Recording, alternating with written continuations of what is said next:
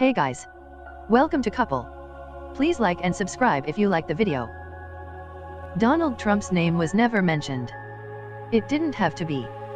The funeral service for John Sidney McCain III, at the Washington National Cathedral, on this swampy Saturday morning, was all about a rebuke to the pointedly uninvited current President of the United States, which was exactly how McCain had planned it.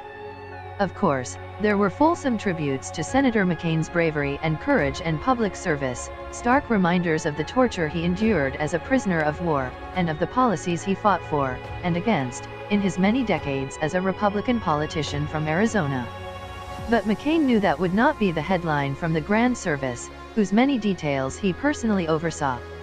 This was to be no mere laying to rest of a Washington wise man, nor just another funeral of an elder statesman whose passing would be marked by flowery words about the end of an era.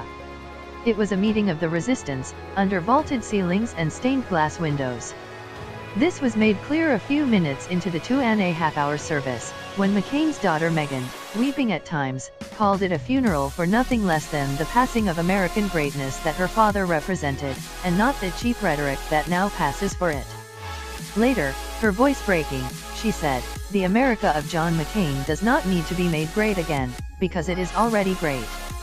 Her eulogy was then interrupted by applause, the first time I have heard such a thing at a funeral in that great, cavernous, and somber Episcopalian hall. She hadn't uttered the name of the president non grata, as the Washington Post recently referred to Trump, nor did she need to.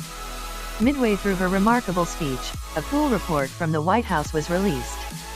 Trump, wearing a white Make America Great Again hat, and having tweeted his morning compliment of bile, directed at Hillary Clinton, Robert Mueller, and his own Justice Department, had departed to play golf.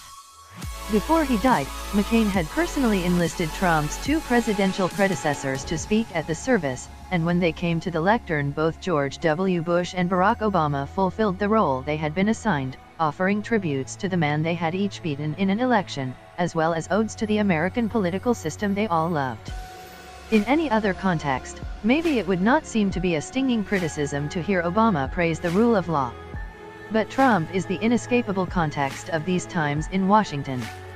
Perhaps above all, Bush said, John detested the abuse of power.